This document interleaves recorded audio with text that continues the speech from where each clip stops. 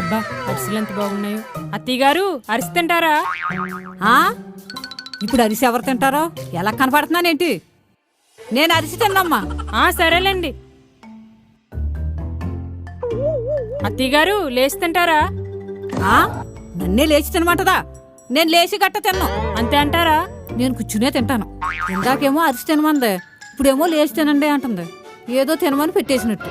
మళ్ళీ నా కొడుకు వచ్చాక మీ అమ్మకి ఏం పెట్టినా తినట్లేదు అని చెప్పడానికి. నా కోళ్ళ గురించి నాకు తెలియదేంటి?